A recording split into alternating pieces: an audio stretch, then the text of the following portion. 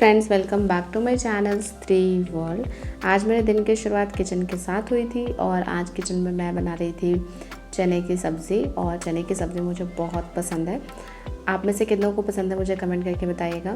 और कल से ना मुझे बहुत सारे कमेंट आ रहे हैं जिसमें मेरे सब्सक्राइबर्स पूछते हैं कि दी ये जो बिहार टीचिंग एग्ज़ाम है इसमें सीटेट वालों को अलाउ किया जाएगा या नहीं, जो अपीयरिंग स्टूडेंट्स हैं।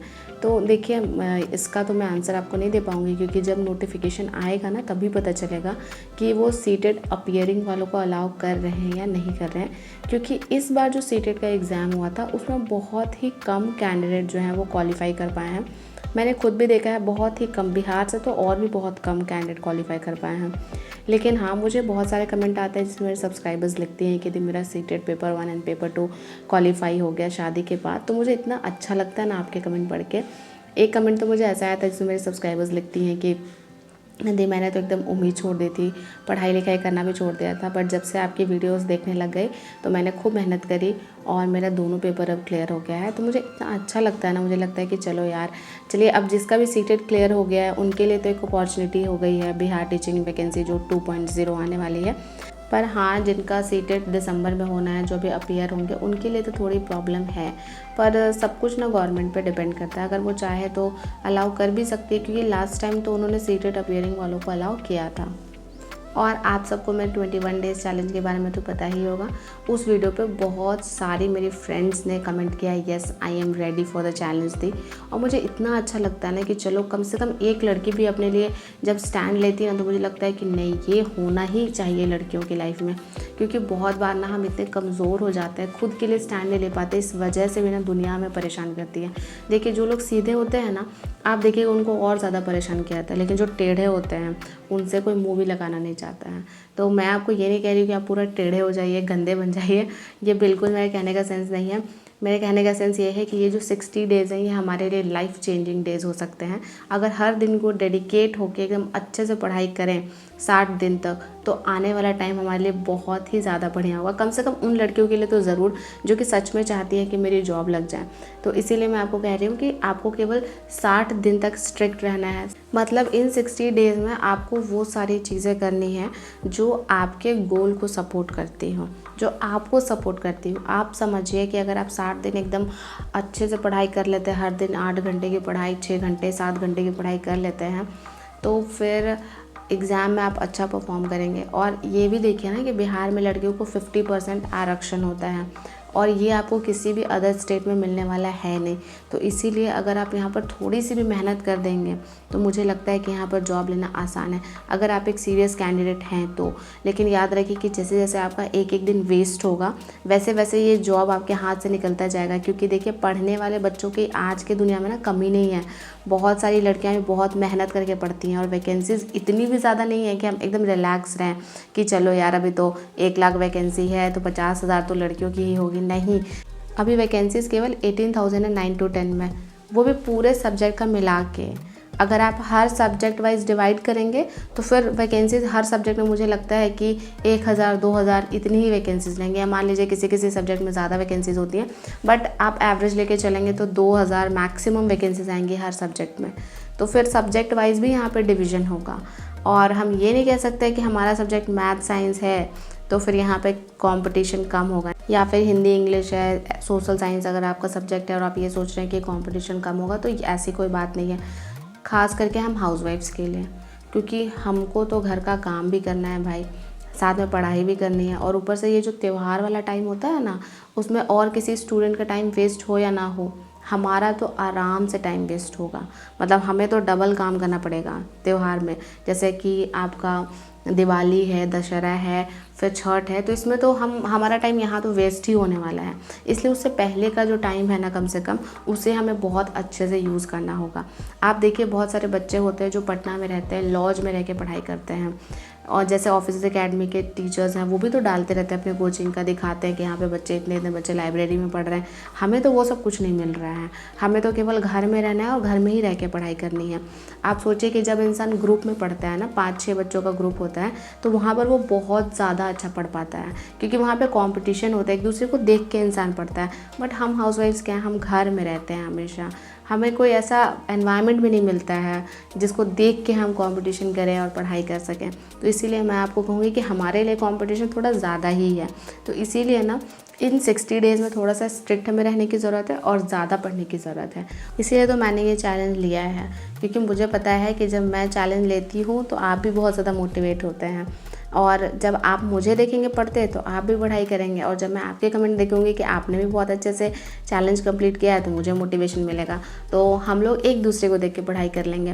वैसा एनवायरनमेंट हमें मिल नहीं रहा तो क्या हम वैसा एनवायरनमेंट क्रिएट कर लेंगे। तो फाइनली मेरा घर का काम ना कंप्लीट हो गया है और अभी मैं जा रही हूँ एक्सरसाइज करने के लिए। तो मैंने फ्री ट्रेनिंग मोड ऑन कर दिया है, और आज तो मैं सोच रही थी कि मैं बहुत एक्सरसाइज करूँगी, बट पता नहीं मुझे एक्सरसाइज करते करते ही एकदम वॉमिटिंग वाली फीलिंग आने लगी, तो मैंने बहुत देर तक एक्सरसाइज नहीं करी। तो हमेशा मैं यही एक्सरसाइज से शुरू करती हूँ, और ये है जोआना शो का वॉकिंग वर्कआउट। और अगर आप भी शुरू में एक्सरसाइज कर रहे हैं तो आप इस एक्सरसाइज को आराम से कर सकते हैं। तो फाइनली आज मैंने लगभग 300 कैलोरीज बर्न किए थे, और मैंने 25 मिनट एक्सरसाइज किया है, और इसके बाद मैं आ गई थी नहा कर फ्रेश होकर, और आज अपने लिए अलग नाश्ता बना रही हूँ, क्योंकि आपको मैंने बताया था कि अब मैं थोड़ा सा कोशिश करूँगी कि मैं हेल्दी भी खाऊँ, क्योंकि मुझे अपना वेट सच में लूज़ करना है, और इस बार मैं थोड़ा सीरियस हूँ। भले ही मेरे एग्ज़ाम है, बट मुझे अपने एग्ज़ाम को भी साथ में लेके चलना है और अपने हेल्थ को भी साथ में लेके चलना है। तो ब्रेकफास्ट के लिए मैं बना रही थी ओट्स बेसन चीला। देखिए, मैं बाकी सारा खाना जो जनरल खाना होता है जो हर घर में बनता है वो सब मैं बहुत टेस्टी बनाती हूँ, और मेरे लिए एक फ़ायदा ये है कि चलो इससे मैं हेल्दी कुकिंग करना भी सीख जाऊँगी, क्योंकि जनरली मैं ओट्स बेसन चीला ये सब तो बनाती नहीं हूँ, बट अब हेल्थ कॉन्शियस हो गई हूँ तो थोड़ा सा ये सब भी सीख जाऊँगी, तो मेरे लिए तो अच्छा ही है। एक न्यू चीज़ मुझे आ जाएगी, एक नई स्किल मेरे में ऐड हो जाएगी। अभी तो मैं प्रैक्टिस कर रही हूँ कि मुझे 21 डेज़ चैलेंज को कैसे सक्सेसफुल बनाना है, और उसके बाद तो मैं बहुत ज़्यादा ऑनेस्टी के साथ इस चैलेंज को कंप्लीट करने वाली हूँ। जो कुछ मैंने चैलेंज दिया है कि मुझे 6 to 8 आवर्स पढ़ाई करनी है, हेल्दी खाना है, मोटिवेशनल बुक्स पढ़ना है, ऑनेस्ट रहना है, सब फॉलो करूँगी और सब कुछ आपके साथ ज़रूर शेयर करूँगी। हे फ्रेंड्स, सुबह के 10 बज गए हैं और मैंने अपना सारा काम कंप्लीट कर लिया है, और अब मैं आ गई पढ़ाई करने के लिए। आप में से बहुत लोग मेरे से पूछे थे कि आपका एस्टेट में कितना मार्क्स आया। तो देखिए, आपको तो पता ही है कि उसका जब फर्स्ट आंसर की रिलीज़ किया गया तो उसको वापस ले लिया गया है, और उसके बाद मैंने मैच नहीं किया है कि मेरे कितने नंबर आ रहे हैं। बट हाँ, मुझे इतना पता है कि जब भी आपको एग्ज़ाम देकर आते हैं और आपका एग्ज़ाम अच्छा जाता है तो आप इंश्योर रहते हैं कि हाँ चलो ये मेरा क्वालिफाई हो जाएगा। तो मुझे भी ऐसा लगता है कि मेरा एस्टेट जो है वो आराम से निकल जाएगा, और इसी वजह से ना मैंने प्लेटफॉर्म से बैच भी ले लिया था। और आप में से बहुत लोग बोल रहे थे कि उसका लिंक दे दीजिए। तो मैं आपको एक बात कहूँगी कि मैंने बैच तो परचेज़ कर लिया, पर ये बैच में अभी तक कुछ पढ़ा नहीं रहे हैं।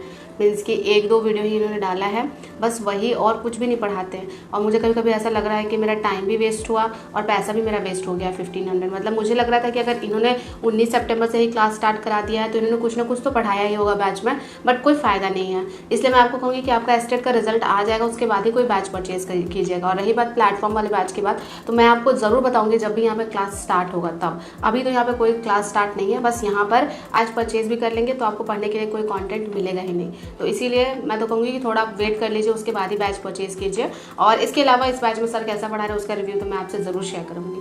तो चलिए, अब मैं अपने फर्स्ट स्टडी स्लॉट की शुरुआत कर रही हूँ, और फर्स्ट स्टडी स्लॉट में पढ़ूँगी ज्योग्राफी। आप में से बहुत लोग पूछते हैं कि ज्योग्राफी का नोट्स कहाँ से बनाया। तो जब मैंने BPSC 1 to 5 के लिए कोचिंग परचेज़ किया था तो वहीं से मैंने नोट्स बनाया था, और वहीं से पढ़ती हूँ, और साथ साथ में अलग थोड़ा कंटेंट ही पढ़ती हूँ। जैसे मेरे पास एक मैप वाली बुक है तो उसमें बहुत सारा कंटेंट दिया हुआ है, तो वहाँ से भी पढ़ते चलती हूँ। अब ये तो नहीं है कि सारा एकदम रट जाऊँगी, वो तो पॉसिबल नहीं है, बट हाँ कोशिश करती हूँ कि चीज़ें दिमाग में रहे, ध्यान लगा के पढ़ती हूँ, तो मतलब हो जाता है। लगता है कि हाँ चलो अब इससे क्वेश्चन आएगा एग्जाम में, तो कहीं ना कहीं मतलब वो जब आपका सबकॉन्शियस माइंड में बैठ जाता है तो आप आंसर मार्क कर पाएंगे। तो बस इसी तरह से मैं ज्योग्राफी कंप्लीट कर रही हूँ। तो चलिए, अब मैं अपना स्टॉप वॉच ऑन कर देती हूँ। आप में से बहुत लोग पूछ रहे थे कि दी आपकी बुक लिस्ट क्या है वो बताइए। तो मैं ना आपसे कल की वीडियो में ना अपनी बुक लिस्ट शेयर कर दूँगी, क्योंकि आज सारे बुक्स मेरे पास आ गए हैं।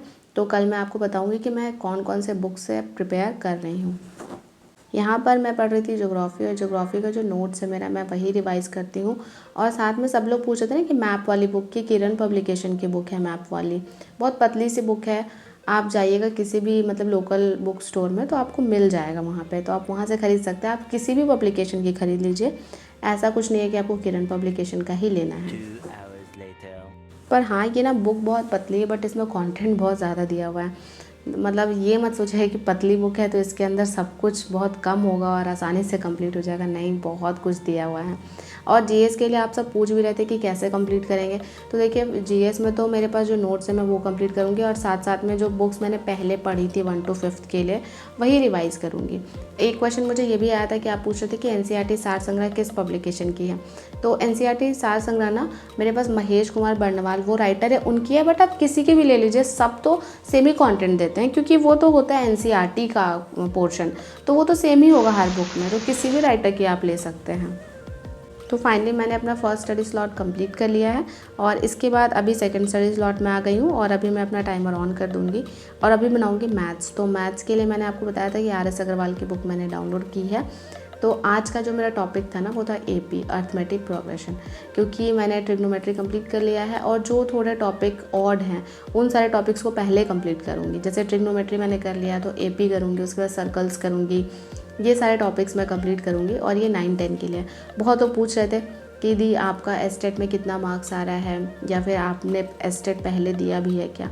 तो नहीं, मैंने मतलब एस्टेट यही वाला दिया है जो इस ईयर हुआ था हमारा, बट मैंने मार्क्स चेक नहीं किया है। बट मुझे इतना पता है कि देखिए फ़ीमेल को केवल 60 मार्क्स ही तो लाना है एस्टेट में, तो 60 मार्क्स से ऊपर मेरे आराम से आ जाएंगे, क्योंकि मेरा एस्टेट का एग्ज़ाम अच्छा गया था, क्योंकि क्वेश्चंस ना बहुत टफ नहीं थे एस्टेट के, बहुत इजी क्वेश्चंस थे।